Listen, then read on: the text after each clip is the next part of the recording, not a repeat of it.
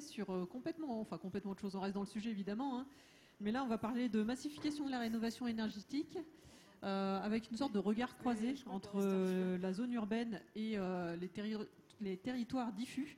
Donc là on a 3 intervenants que je vais inviter à venir nous rejoindre et à s'installer sur la scène. Donc il y a Cola Paris de la région Auvergne-Rhône-Alpes, qui est chef de projet rénovation énergétique, Roland Ruiz-Jiménez, qui est de Chambéry, de Grand Chambéry, et Frédéric Cernelli de l'ALEC de l'Ain. C'est bon. Donc je vous laisse la parole. En fait, normalement, Bonjour tu n'as pas touché. Bon. Voilà. Ouais. Bonjour à tous. Donc, comme le disait Marie Soria, on va peut-être changer un peu d'angle de vue par rapport aux conférences que vous avez pu voir jusqu'à présent. On va parler rénovation des logements privés et notamment des copropriétés. Alors peut-être pour me présenter, donc moi je travaille à la région Auvergne-Rhône-Alpes. Une première question qui peut être une que vous vous posez est voilà, comment la région intervient sur cette cible-là. En fait, la région Auvergne-Rhône-Alpes, en tant que chef de file climat, air, énergie, s'inscrit en tant que pilote, animatrice et financeur de ce dispositif du service public de la performance énergétique de l'habitat, qui contribue aux objectifs de notre schéma régional d'aménagement, de développement durable et d'égalité des territoires. Et notamment l'objectif de réduction des consommations énergétiques et un objectif qui avait été fixé donc, dans ce SRADET de diminuer de 23% la consommation du secteur résidentiel. Donc on s'est positionné voilà, en tant qu'animateur et chef de file sur cette thématique énergie. Un autre objectif qui est également poursuivi dans cette logique-là est de voilà, construire et rénover des bâtiments performants été comme hiver, qui reste voilà, un gros enjeu alors à la fois pour la réduction des consommations énergétiques, mais également on voit que le confort d'été est un vrai sujet. Je pense que vous l'avez abordé largement dans les différentes conférences depuis ce matin. Donc pour se positionner sur ce service-là, en fait la région s'est placée dans un rôle de co-construction avec les collectivités, les opérateurs régionaux pour déterminer un peu quels étaient les besoins d'accompagnement que pouvaient rencontrer les porteurs de projets, donc les propriétaires de logements, maisons individuelles ou les copropriétaires dans la rénovation de leurs biens. Et l'idée était voilà, de co-construire avec ces acteurs-là le service qu'ils souhaitaient porter localement. L'idée était vraiment de s'appuyer, on va le voir après, sur le positionnement et la connaissance qu'avaient les collectivités de leur propre territoire pour déployer un service qui répond au mieux aux enjeux de leurs administrés. Donc l'idée, c'était de déployer à partir du 1er janvier 2021, c'était cette échéance-là qui a été donnée dans le cadre d'un programme de financement national, un service qui était donc porté par les collectivités. C'était vraiment cette idée que le service soit porté, animé et défini par les collectivités pour renforcer la dynamique territoriale qui pouvait exister jusqu'à présent. Un parcours auprès des porteurs de projets qui va de l'information jusqu'à l'accompagnement en passant par le conseil personnalisé, donc vraiment de pouvoir accompagner les projets de A à Z. Donc la cible, j'en ai parlé un peu, ce sont les particuliers, les syndicats de copropriétaires, les copropriétés, et également une cible qui a été rajoutée par le programme de financement national qui a été proposé, le programme SAR, qui est le petit tertiaire privé. Je ne m'attarde pas là-dessus, ce n'est pas forcément l'objet de la présentation, mais on pourra en reparler éventuellement si vous le souhaitez. Et puis qui mobilise, qui embarque, qui anime évidemment l'ensemble des professionnels, que ce soit la maîtrise d'œuvre, le métier de l'ingénierie, les entreprises du bâtiment, l'ensemble des partenaires finalement qui peuvent être intéressés à un moment dans un parcours de rénovation. Donc on a vraiment cette logique d'embarquer un peu tout le monde sur les territoires et d'avoir un service qui est porté par les collectivités. Donc l'AMI, l'appel à manifestation d'intérêt qu'a lancé la région, avait vraiment cette ambition de prendre en compte les spécificités territoriales et de favoriser la solidarité territoriale. On s'appuyait, je l'ai évoqué, sur un programme de financement national qui était basé sur des certificats d'économie d'énergie, qui consistait principalement en un financement à l'acte, c'est-à-dire pour un acte d'information, je récupère un certain montant de financement, qui donnait quelque part une rémunération variable aux collectivités en fonction de leurs résultats. L'idée de la région, c'était peut-être de compenser ce financement variable par une sécurisation forfaitaire avec un financement qui dépendait typiquement des spécificités territoriales, de la ruralité du territoire, de la dynamique qu'il pouvait déjà avoir sur ce sujet, des besoins d'animation qu'il pouvait y avoir. Enfin, voilà, c'était vraiment cette logique de soutenir les services qui étaient déployés localement. Donc une vraie satisfaction par rapport à cette AMI qui a été lancée. Donc je vous disais, objectif démarrage au 1er janvier 2021. Dès la première année, en fait, on avait 93% de la population qui était couverte. Et depuis avril 2022, on a l'ensemble de la région, de la population régionale, qui peut bénéficier de ce service d'information, conseil et accompagnement. Et puis, on finance, on anime, on va dire, cette politique à l'aide d'un dispositif d'animation régionale qui intègre un certain nombre de partenaires et d'acteurs. Et on essaye d'apporter des sujets d'expertise auprès des différentes collectivités ou opérateurs qui font le travail sur le terrain, pareil, on va le voir tout à l'heure, d'accompagnement, pour mutualiser un peu les outils, les pratiques, faire tout ce rôle de capitalisation un peu et d'animation de l'écosystème régional. Donc on a, je vous mets là une petite slide sur les résultats qu'on a pu avoir sur la première année de mise en place du service en 2021. Ce qu'on peut noter, c'est que c'est un service, nous, qu'on considère comme performant dès sa première année. On avait quand même un challenge qui était de se mettre en ordre de bataille pour déployer ce service dans une nouvelle manière de le porter par rapport à ce qui pouvait exister avant. Et donc des résultats intéressants en termes de quantité, mais également de qualité. C'est ça qu'on peut noter peut-être, c'est que les projets qui sont accompagnés sont souvent des projets intégrant plusieurs gestes de travaux, là où on a peut-être des rénovations plus monogestes quand ce n'est pas accompagné par le service public. Donc je ne m'attarde pas forcément sur les chiffres, mais on constate au-delà de ces accompagnements qui sont faits et qui sont valorisés et comptabilisés dans le cadre du programme de financement national, on a une réelle dynamique qui est générée sur les territoires. Et donc les chiffres que vous avez sur la droite de la diapo est peut-être réductrice par rapport à l'ensemble de l'activité, de la dynamique qui est impulsée par les acteurs qui font ce service sur le terrain.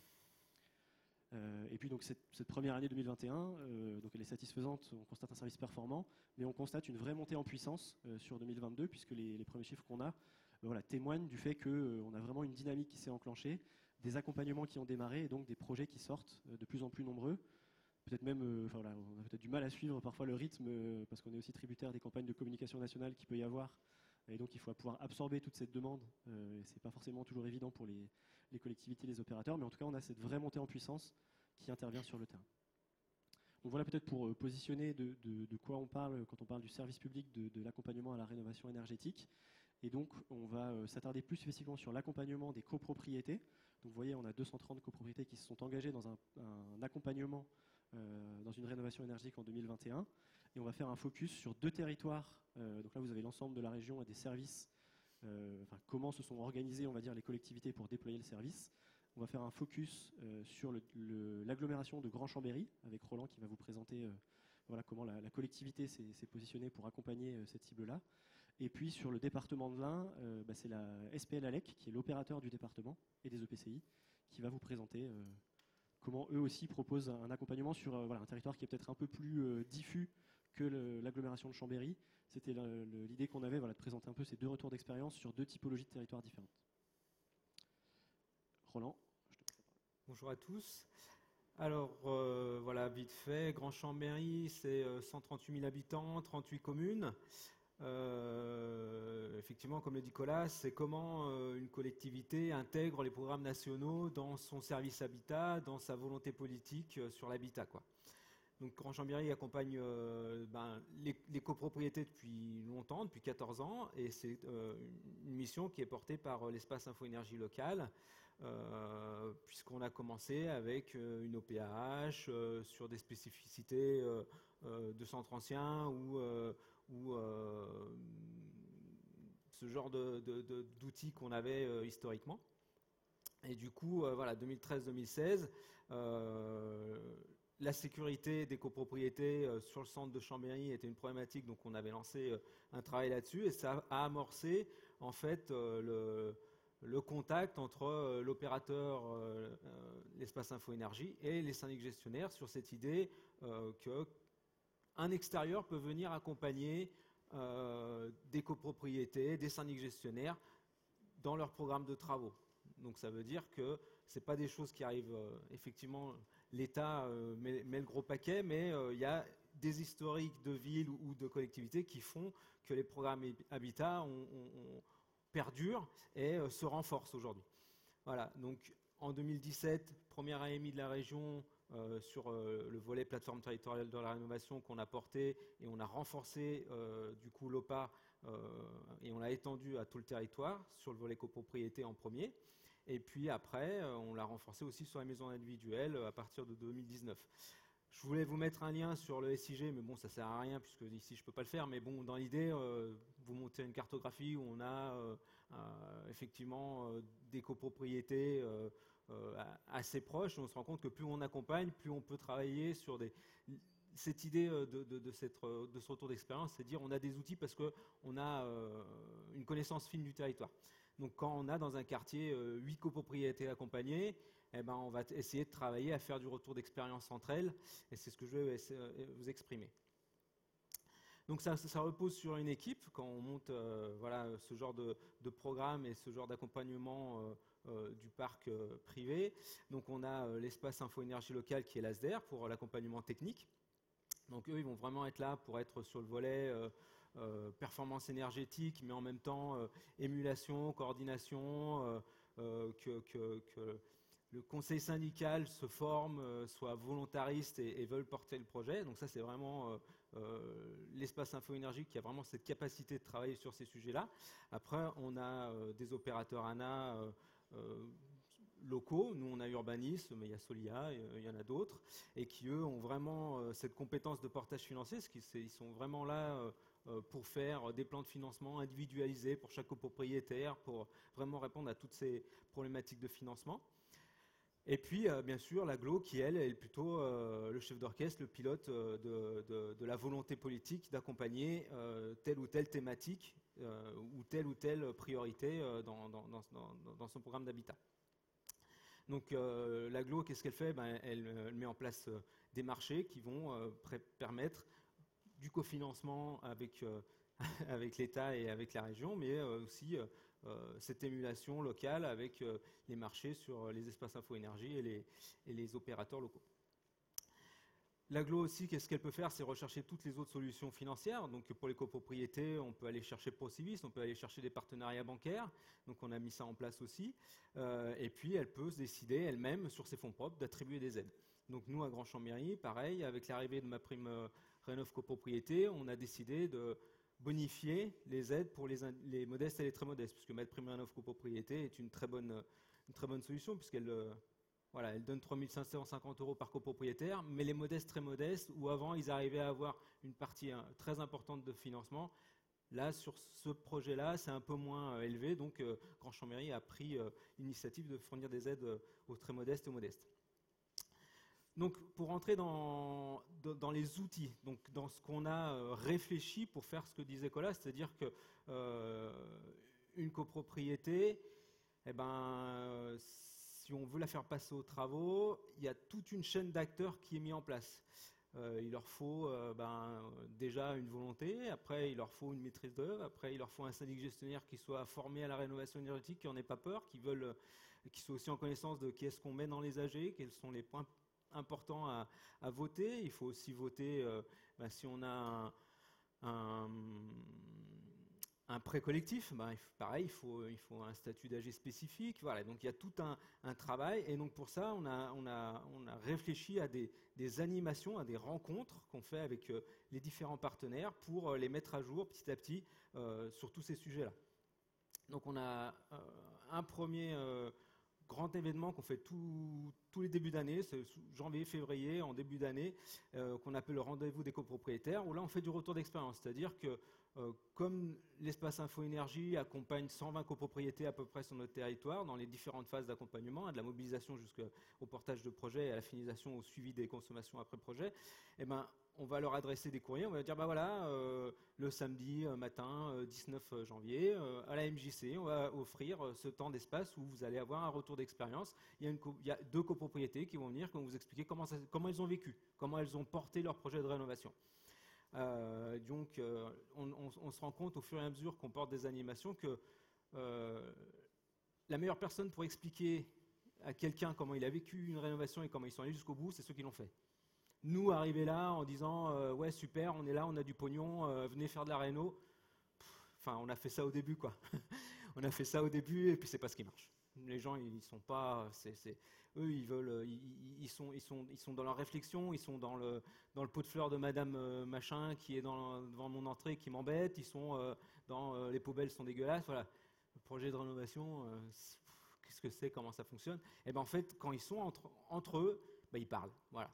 tu as un conseil syndical qui a réussi ou qui est en cours et un qui a réussi, ça marche super bien, un qui est en cours et un qui a réussi, et bien là, il se pose des questions. Et qui fait quoi? Et comment je fais pour ci? Comment je fais pour là? Et en fait, quand on fait cette première année, on le fait où tous les acteurs sont présents. C'est-à-dire que l'agglo, elle est là, mon espace Infonergie, il est là, l'opérateur ANA, il est là, le département, il est là. Et en fait, au début, on leur filait de l'info, et maintenant, on les laisse parler entre eux et on répond aux questions. Et ça marche super bien. On a toujours une quarantaine de conseils syndicaux qui viennent et ça permet d'avoir un fond de roulement et de faire évoluer certains projets qui étaient au point mort. Je le rappelle, une copropriété, on ne passe pas aux travaux avant 7 ans, 8 ans. On a une envie, on arrive à des travaux 7-8 ans, on a un défaut de maîtrise d'œuvre, on repart pour 5 ans. On ne signe pas en AG, on repart pour 5 ans. Donc, voilà, pardon. Après, on fait des visites rénovation, c'est-à-dire à chaque fois qu'on a un échafaudage qui monte, on va faire une visite. On fait de la com locale et on fait de la visite. Et après, on a un autre truc qu'on a fait depuis 3 ans, c'est la rentrée des syndics, c'est-à-dire que début septembre, on invite tous les syndics gestionnaires locaux et là, on leur fait les actus, quelles sont les aides qui arrivent, quelles sont les contraintes qui vont tomber, qu'est-ce qu'on peut rapporter de nouveau. On a un nouveau partenariat bancaire avec une nouvelle banque, voilà. Et du coup, pareil, eux, ils prennent confiance. En fait, voilà. Moi, ce que je voudrais dire aux élus locaux ou au service habitat, c'est notre rôle, c'est d'être là sur le long terme, en fait, et de s'adapter à tout ce qui change au niveau national et tout. Et il faut que nous, les agglos, les services habitat, on soit là sur l'accompagnement au long terme et que les gens puissent s'appuyer sur ce qu'on fait longtemps. Voilà, pour pas qu'ils se sentent perdus, en fait. Donc voilà, un peu les photos de réalisation et puis d'animation sur site. Voilà, merci. Ah si, attends, j'ai pas fini encore. Tu peux te faire dire. Ce que ça amène aussi au fur et à mesure, c'est des différents projets. Et en fait, là, on voit du neuf et tout, et il y a plein de pognon, il y a plein de trucs. Et les agglos, ils savent bien faire, et la maîtrise d'œuvre, c'est bien faire et tout. Les copros, ils n'ont pas de pognon, ils savent pas faire, et ils sont perdus face à tout. Voilà. Donc, en fait, chaque copropriété a des thématiques et des difficultés différentes. Donc, il faut être derrière chaque copropriété. Donc, on crée pour chaque copropriété qu'on accompagne qui a des problématiques spécifiques, des réunions avec les ABF. Là, ça fait 1 an où on a créé un nouveau cycle de réunions où tous les 3 mois, on sort tous nos projets copro qui touchent des secteurs ABF et on les amène aux ABF bien en amont d'être déjà en questionnement est-ce qu'ils vont faire une rénovation, parce que si on a des interdictions ABF, on ne va pas lancer un programme qui va être cassé parce que ça nous est arrivé. Voilà. Donc c'est aussi cette vision d'accompagner au global et au long terme toutes les copropriétés. Oui, merci. Bonjour à tous. Frédéric Sardelli, donc je suis là au titre de la SPL ALEC de l'Ain, donc Société publique locale. Donc ALEC, c'est une agence locale de l'énergie et du climat, et dans le cadre de ce qui a été évoqué par Colas sur l'AMI, appel à manifestation d'intérêt, en fait, tous les acteurs du département de l'Ain se sont réunis à l'occasion de cette AMI, et aussi grâce à cette AMI, finalement, aussi pour créer leur société publique locale. Ça a été un choix politique, mais finalement de travailler de concert, tous ensemble, sous la même bannière, derrière pour ce service public de la performance énergétique de l'habitat, donc aux côtés de la région. C'est la marque France Rénov aussi dont on entend parler au niveau grand public à l'échelle nationale. Et puis donc c'est le département de l'Ain et les 14 EPCI qui se sont mobilisés pour avoir un service homogène. L'idée c'était aussi, donc nous, on va dire la spécificité par rapport à Grand Chambéry, c'est que le département de l'Ain, c'est un département rural, c'est un peu plus de 630 000 habitants, en tout cas couvert par le service. Donc voilà, c'est sur un département qui est très vaste, avec des zones montagneuses, des zones de plaine, des zones avec finalement des urbanités qui sont assez modestes au regard de ce qu'on peut voir à l'échelle Auvergne-Rhône-Alpes. Et du coup, pour la question des copropriétés qui s'étalent. Alors on a peut-être une zone un peu plus dense sur Bourg-en-Bresse, et puis le Pays de Gex également, et un peu le sud du département qui est plus en lien avec également la métropole de Lyon, toute la zone de Miribel, Montluel, pour ceux qui sont de la région. Voilà, donc cette problématique d'étalement, et qui fait qu'on a pareil, des copropriétés du coup, qu'on retrouve sur l'ensemble du territoire. Alors j'ai mis une histoire et des bases solides parce qu'effectivement, c'est dès 2012 qu'on a planté les premières graines du service auprès des copropriétés. À l'époque, on était sous un format associatif. Et ça ne changeait pas. On intervenait sur les copropriétés. À l'époque, avec des interventions, je ne sais pas si aujourd'hui on les referait pareil. C'est pareil, on apprend aussi de nos erreurs, notamment sur la question des thermocopros. Alors c'est une question souvent qui nous est posée par les maîtres d'ouvrage en disant venez avec une caméra thermique voir ce qui se passe dans mon immeuble. On prend vraiment des gants et on fait très attention avec ça. C'est un outil pédagogique qui peut être intéressant pour mettre en avant certains, on va dire, éléments constructifs ou certaines déperditions majeures. Pour autant, ce n'est pas l'alpha et l'oméga, ça peut être juste une aide à la décision. Et ce que je voulais mettre en avant à travers cette photo et cette date de 2012, c'est que parfois, ce n'est que de nombreuses années après que que les projets sont finalement ressortis et que les gens sont venus nous voir. Donc tu disais effectivement 7 ans. Parfois, entre le cliché qui est là et les copropriétaires qui viennent nous rencontrer, eh ben, il se passe presque une dizaine d'années parce qu'on croit que c'est enterré et finalement ça ressort. Donc l'intérêt d'avoir un service public sur le territoire, donc globalement on ne l'a pas dit, mais ce type de service aujourd'hui en France, on le retrouve avec des disparités, des différences d'appropriation, on va dire, il y a des aspects locaux, mais globalement, il y a un service homogène, en tout cas, qu'on retrouve sur l'ensemble du territoire national.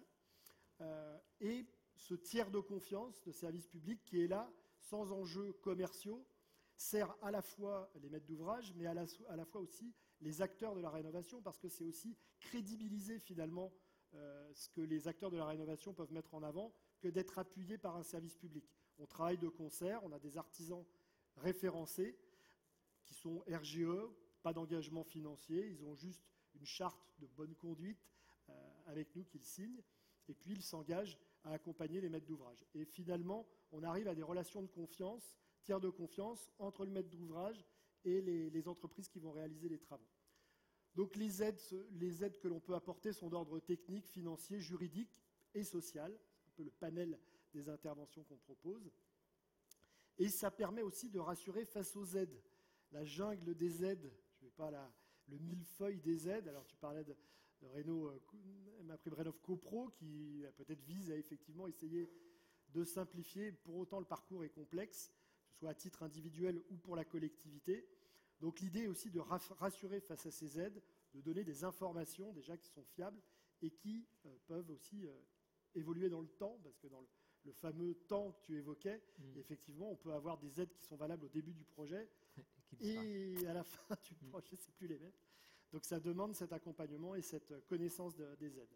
Donc ça permet de rassurer les artisans et les syndics de copropriété qui sont bien souvent aussi dans pas des conflits, mais des difficultés d'arbitrage dans les assemblées générales. Qui n'a pas en tête des joutes verbales ou des gens qui sont très militants ou convaincus qu'il faut faire la rénovation et d'autres qui n'en ont, ce n'est pas dans leurs idées de base. Et le tiers de confiance peut être là. On intervient beaucoup en assemblée générale de copropriété pour, pas déminer, mais pour accompagner ceux qui sont à différents stades de la réflexion pour finalement trouver des compromis et faire en sorte que le projet avance, même avec un pas de temps un petit peu long. Ce tiers de confiance, il va intervenir et accompagner aussi, ça a été dit un petit peu sur plusieurs thèmes, mais notamment la question du confort d'été et d'hiver. Et on va accompagner aussi pour exprimer ce que c'est, qui sont parfois des données qui sont derrière très techniques, mais qui amènent aussi des notions de confort et de comportement, c'est-à-dire qu'on va aussi accompagner à ce que les personnes qui vont prendre en main leur logement se retrouvent avec les bons gestes pour vivre dans le logement sans ce qu'on appelle l'effet rebond, qui effectivement, une fois qu'on a rénové la copropriété, on augmente le chauffage et on se retrouve avec des factures qui ne sont pas aussi réduites que ce qu'on espérait. Donc c'est très important d'accompagner aussi les copropriétaires à leur propre comportement individuel face à leur mode de chauffage. Ça permet aussi d'améliorer la valeur patrimoniale, donc on accompagne là-dessus. On note effectivement, et ça va s'accentuer évidemment, que les bâtiments qui sont rénovés se vendent mieux, mais aussi que les bâtiments rénovés se louent mieux. Et qu'à comparaison égale sur un quartier, un bâtiment rénové de celui qui ne l'est pas, évidemment on louera plus facilement le bâtiment rénové. Et donc ça s'adresse aux locataires comme aux propriétaires. Voilà, on a évidemment le contexte actuel qui on va dire, est favorable par rapport à cette question. Energy Meeting, ici on est bien tous au cœur de ces questions-là. Et puis l'idée est de répondre à des enjeux de sobriété, je l'ai dit, d'évolution des comportements et pour éviter l'effet rebond. On voit effectivement la fluctuation du prix des énergies et le temps long. On est aussi là pour dire aux particuliers qu'on accompagne que ça s'inscrit dans le temps long, qu'il va falloir peut-être que sera un gain pour leurs enfants, pour leurs petits-enfants ou tout simplement pour leur bien, le bien qu'ils vont rénover. Et voilà, j'avais fini. C'est toi qui reprends. Non, je dis juste un mot peut-être sur cette dernière slide. Donc il y avait deux peut-être maîtres mots là dans ce que vous avez évoqué, le côté tiers de confiance du service public qui rassure l'ensemble des acteurs finalement impliqués dans le projet de rénovation, et puis un accompagnement qui essaie de compenser les évolutions qu'il peut y avoir sur les différentes aides, législations, etc. Et donc je vous ai mis, si ça vous intéresse à la fois du point de vue professionnel ou du point de vue personnel, vous pourrez, avec la présentation qui sera partagée, retrouver l'interlocuteur local vers chez vous qui s'occupe de ce service public. Donc voilà, c'était juste cette dernière slide pour vous présenter ça. Merci. Merci. Merci à vous. Du coup, on va faire comme les fois précédentes. On peut prendre une ou deux questions. Alors, attendez, le micro arrive vers vous. Donc on vous laisse vous présenter. Bonjour, Serge Calessian, groupe NJ sur la rénovation énergétique des copropriétés privées. Une double question pour gagner du temps. Comment est-ce que vous gérez le temps ? Le temps devient un élément de plus en plus décisif dans ces projets. Vous l'avez souligné, c'est des projets qui peuvent durer très longtemps. Statistiquement, on sait que la perte de temps est liée principalement à la partie administrative. Quasiment 60% du temps entre le moment où la décision est prise et le moment de la livraison des travaux, c'est de l'administratif. Donc, est-ce que vous avez engagé une réflexion à ce stade ? Et deuxièmement, là également où les choses se précisent pour les copropriétaires qui, aujourd'hui, on le voit bien, s'intéressent de plus en plus, mais tout simplement parce que le contexte s'y prête et devient de plus en plus pressant, c'est le reste à charge. Et quelle réflexion est-ce que vous avez engagée là-dessus sur la manière de gérer le reste à charge, de convaincre les derniers copropriétaires qui n'auront pas les moyens ou qui ne sauront pas financer ce reste à charge? Alors, Roland ou Frédéric le temps. On leur laisse le temps. C'est leur temps. On ne va pas les pousser. Tout ce qu'on leur dit, c'est qu'on reste toujours avec eux pour toutes les évolutions à venir. C'est-à-dire qu'ils ont un contact de référence. Si demain les aides changent, on leur présentera de nouvelles aides. On refera les calculs et voilà. Mais c'est leur temps. On ne peut pas les pousser. Pour compléter, après, il y a aussi la notion que vous évoquiez du temps aussi administratif. Et ça, on fait avec. On est tous aussi à... Et on œuvre, je ne sais pas si on œuvre, alors que là, on travaille aussi dans les instances régionales et aussi nationales pour pousser aussi, d'où on vient au contact des bénéficiaires finaux, et pour remonter la nécessité de simplifier le parcours usager. Donc il y a une volonté, je pense, à tous les échelons, de simplifier ce parcours à travers un service public qui serait plus uniforme et plus complet encore demain. C'est pas un sujet simple. Enfin, je sais pas si tu... Non, mais peut-être en complément sur le rôle de la région aussi, on essaye de collecter, on va dire, l'ensemble de ces constats qui sont faits. Alors sur les proportions, je ne sais pas si on partage exactement les chiffres, mais en tout cas l'idée est là, qu'il y a quand même une complexité administrative certaine pour ne serait-ce qu'engager le projet, récupérer les aides, etc. Donc on essaye de collecter un peu toutes ces remontées de terrain et de les faire remonter via nos différentes instances à un niveau national. Et sur le volet financier, c'était la deuxième question? Non. Le restant à charge. Ouais. Le reste à charge, peut-être ça.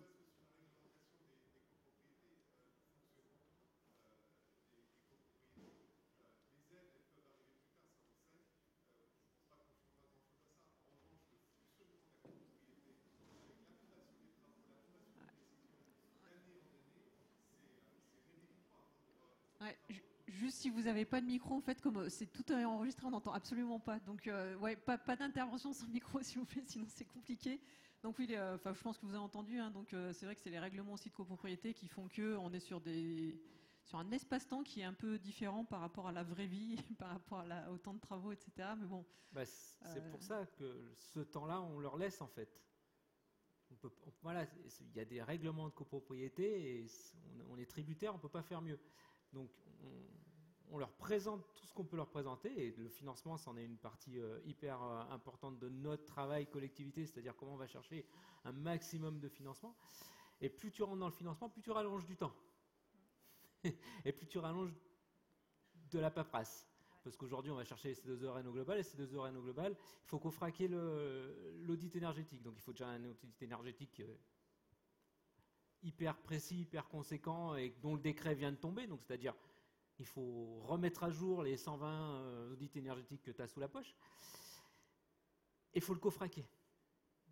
Donc, c'est-à-dire qu'il faut qu'il y ait un auditeur coffrac qui soit mandaté, qui vienne, qui coffraque, voilà, qui refasse une visite. Donc, le temps, on fait comme on peut. Et l'entreprise est tributaire du temps. Plus que le copropriétaire. Le copropriétaire, il comprend qu'il doit attendre parce qu'il va avoir un peu de pognon derrière. Et nous, on est aussi un petit peu tributaire du temps. Voilà. Donc, je vais en profiter pour enchaîner. Désolée. Hein. Je crois qu'il y avait d'autres questions. Voilà, alors il y en a plusieurs, donc je vais vous demander de faire court, s'il vous plaît. Bon, j'ai le micro, je prends la main. Donc Xavier Collin, je suis consultant indépendant dans l'industrie de la construction, mais sur des sujets variés comme l'industrie du bois et la rénovation énergétique, le bas carbone. Sur la question de la mutualisation, il y a quand même des démarches dans différentes régions. Je pense aussi à Nantes ou à Rennes aussi. Il me semble qu'on fait des démarches très intéressantes. Justement, sur cette question de l'audit avec la pression du temps, à la fois liée du changement climatique qui nous doit de massifier, et la contrainte réglementaire par ces DPE qui doivent être, on va dire, certains passer d'une classe EF on va dire, à tendre vers le B en 2050. Est-ce que ce n'est pas l'audit mutualisé qui serait la porte d'entrée, et est-ce que les moyens ne devraient pas être mis au niveau de local sur cette mutualisation des audits qui vont permettre vraiment de cartographier? Et là, il y a des outils peut-être très modernes, très technologiques qui peuvent sortir de la lumière pour ça, pour aider. Est-ce que vous avez regardé ça au niveau de vos instances, chacun d'entre vous? C'est quoi la mutualisation d'un audit? Parce que, par exemple, sur une copro de 12 bâtiments, on peut faire un audit mutualisé global et pas un audit par bâtiment ou un audit par copropriété. Sur un quartier, on peut travailler un auditeur sur 12 bâtiments. C'est quoi la mutualisation de l'audit? Et surtout, malheureusement, les décrets tombent et changent, et l'audit que tu as fait il y a 1 an et demi, il est plus bon. Donc oui, j'aimerais mieux que ça soit plus calme. Mais justement, dans le contexte actuel, comment vous voyez les choses? Donc vous allez devoir recommencer là, les audits qui ont été faits, donc réaccompagner les copros qui en ont déjà fait un. Mais j'imagine que sur les compétences et des quartiers homogènes, ou comme vous disiez, vous regroupez des copros, donc c'est déjà très bien d'informer au niveau local et d'essayer de mutualiser, de regrouper ces gens-là pour aller ensemble. Après, est-ce qu'on y arrive? Est-ce que vous avez un exemple concret qui montre que vous avez pu traiter plusieurs projets en même temps? Si vous aviez dans les 14 ans d'accompagnement que vous avez fait, quel est le meilleur cas de figure que vous ayez vu? Une copro mixte avec donc un syndic gestionnaire sur l'ensemble des 4 bâtiments, un bâtiment à l'État, à l'armée, et 3 bâtiments de 2 syndics gestionnaires différents, un audit partagé, et petit à petit, en 4 ans, les 4 bâtiments sont rénovés. mais parce qu'il y a un partage aussi du sol voilà. Ça, c'est un beau projet qu'on valorise, ouais. J'aimerais que l'NPRU ou autres, ou nos bailleurs qui font des projets et des programmes sur des quartiers complets, mutualisent plus, mais ce n'est pas aujourd'hui facile. Voilà. Donc on est encore sur un sujet Oui. compliqué à traiter. De toute façon, le sujet des copropriétés, en général, est quand même un sujet compliqué. Donc voilà. Cette question, juste pour peut-être conclure là-dessus, cette question du temps long et finalement de l'urgence face à laquelle on est en permanence face à ces arbitrages, de parler de temps long et puis pour autant d'aller vite. Enfin, c'est ça, c'est la problématique de trouver le bon équilibre entre tous ces espaces. Encore un grand merci, donc je pense qu'on peut encore les applaudir. Merci à vous. C'est la dernière de dernière. Hein. Un dernier mot et après j'arrête d'user le temps justement pour signaler qu'effectivement l'animation régionale que j'évoquais, on a en fait regroupé l'ensemble des acteurs qui animent cette communauté au sein d'un centre de ressources pour le service public de la rénovation de l'habitat qui s'appelle le CEDRE, CEDRE, que vous pouvez retrouver sur LinkedIn et sur lequel on essaie de publier tout un tas d'outils, de fiches pratiques, voilà, tous les éléments qu'ont évoqués Roland et Frédéric. On essaye aussi de les diffuser par ce canal-là, donc n'hésitez pas à aller voir sur le LinkedIn si ça vous intéresse, de vous abonner et de pouvoir suivre, réagir aux différentes publications qui sont faites. Voilà, c'est fini. Merci. Merci. Merci.